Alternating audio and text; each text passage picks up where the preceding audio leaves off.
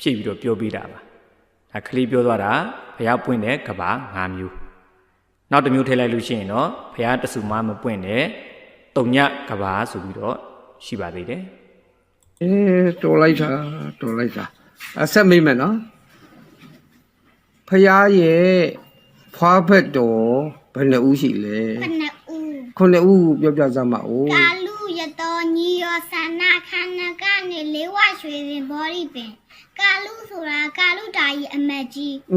ရတော်ဆိုတာရတော်တရားဒေဝီဟုတ်တယ်ညီရောဆိုတာညီရောအနန္ဒာဟုတ်တယ်ဆန္ဒဆိုတာမြင့်မြင့်ဆွဲမောင်ဆန်ခန္ဓာကနေဆိုတာမြင့်ခန္ဓာကမြင့်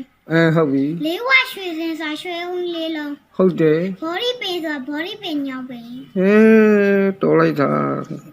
လည်းမြင်နော်အဲ့ဒါဆက်မိမယ်နော်သူတော်ကောင်းတရားကဘယ်နှပါးရှိလဲ9ပါးသူတော်ကောင်းတရား9ပါးကိုပြောစမ်းပါဦးတတာတိလသုတပညာစာကဟိရိဩတပဒါသူတော်ကောင်းတွေထားမယ်တရားဟာနော်ခင်မုန်းကြီးကဘယ်နှပါးရှိလဲ10ပါး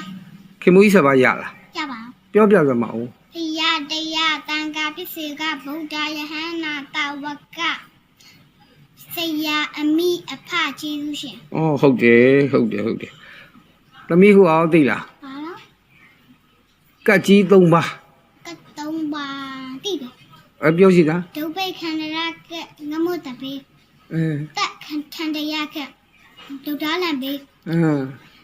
ယောခန္ဓရာကယောဂပေဟုတ်တယ်ဗျာဟုတ်တယ်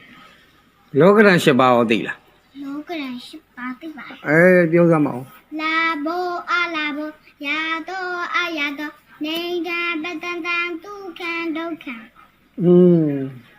ဓာတ်ကြီး4ပါးသိတယ်ပြောပါပထဝီတေဇောအာဘောဝါယောတော်လေဗျာတော်လေဘုဒ္ဓရာလေးတွေမေးကြည့်ဦးမယ်နော်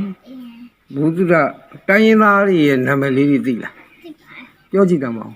ချင်းကရခရင်ချင်းဗမာမွန်ရခိုင်ရှမ်း